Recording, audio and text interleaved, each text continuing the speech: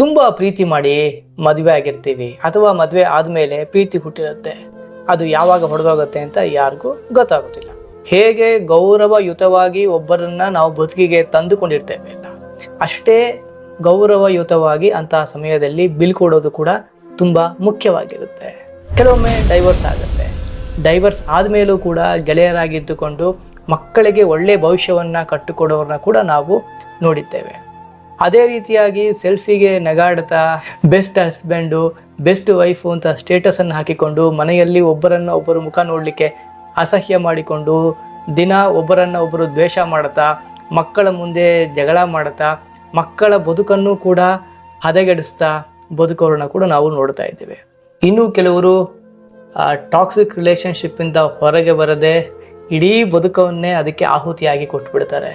ಕೆಲವೊಮ್ಮೆ ಇನ್ನೊಬ್ಬರ ಬದುಕಲ್ಲಿ ಏನಾಗ್ತಾ ಇದೆ ಅನ್ನೋದು ನಮಗೆ ಅರ್ಥವೇ ಆಗೋದಿಲ್ಲ, ನಾವು ಅದನ್ನು ಅಂಡರ್ಗೋ ಆಗೋ ತನಕ. ಅದರಿಂದ ಈಗಾಗಲೇ ನೊಂದವರ ಮನಸ್ಸಿನಲ್ಲಿ ಮತ್ತಷ್ಟು ನೋವನ್ನು ನಾವು ತರಬಾರ್ದು ಅನ್ನುವ ಒಂದು ಕನಿಷ್ಠ ಕಾಳಜಿ ನಮಗಿರಬೇಕು ಅಂತ ನನಗನ್ಸುತ್ತೆ. ನೀವೇನಂತೀರಾ? ಕಮೆಂಟ್ ಮಾಡಿ. ಎಲ್ಲರಿಗೂ ಒಳ್ಳೆಯದಾಗಲಿ.